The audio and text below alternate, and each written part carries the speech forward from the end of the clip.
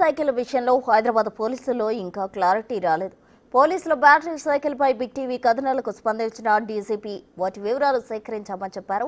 అది చాలా సైకిళ్లకు బ్యాటరీలు పాడైపోయాయని, మరికొన్ని సైకిళ్లు పాడైపోయాయని ఐజీ రమేష్ చెప్పారు.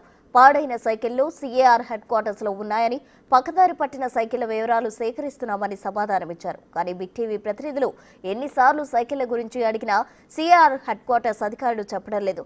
సైకిళ్లు సీఏఆర్ హెడ్ క్వార్టర్స్ లోనూ లేవన్న విషయాన్ని బిగ్ టీవీ డీజీపీ దృష్టికి తీసుకెళ్లింది.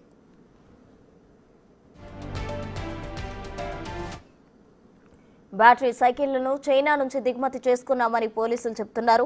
హైదరాబాద్లోని గయం మోటార్స్ నుంచి కొన్నట్లుగా బిల్లులు ఇచ్చారు. అయితే వాటిని తామే తయారు చేసి ఇచ్చామని గయం మోటార్స్ యజమానులు బిగ్ టీవీకి చెప్పారు.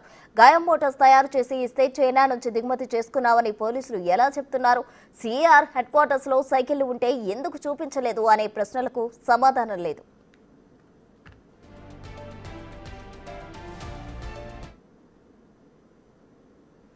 సార్, ఫ్రెండ్లీ పోలీసింగ్ కోసం అండ్ గల్లీ పోలీసింగ్ కోసం గతంలో బ్యాటరీ సైకిల్స్ తీసుకొచ్చారు సార్. ఈ హైదరాబాద్ పోలీస్ కమిషనరేట్ లో 37 పోలీస్ స్టేషన్స్ కు 138 సైకిల్స్ ఇచ్చారు. ఇప్పుడు ఆ సైకిల్స్ కనిపించట్లేదని వార్తలు వస్తున్నాయి. దాంతోపాటు ఆర్టీఐలో చెప్పినా కూడా సైకిల్స్ ఏమైనా కూడా ఎవరు సమాధానం చెప్పటం లేదు. మీ దృష్టికి ఏమన్నా వచ్చిందా సార్? ఎట్లా పోలీస్ స్టేషన్ లో సైకిల్స్ పోయాయి అనేది అంటే పోలీసులకు కూడా తెలియదు.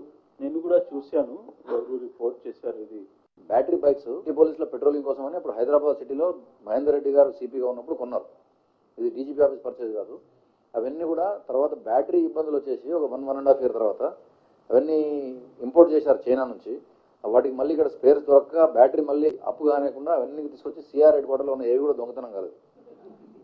అంటే అక్కడ ఉన్నాయని కూడా ఎవరు చెప్పట్లేదు, అక్కడ లేవంటున్నారు. అంటే వాళ్ళు సిటీ పోలీస్ వాళ్ళు ఇవ్వాలి కదా. ఏమి సార్ బ్యాటరీ పని చేయగా నాన్ ఫంక్షనల్ అయిపోయినాయి. అవన్నీ కూడా సీఆర్ హెడ్ క్వార్టర్లో సేఫ్గా ఉన్నాయి.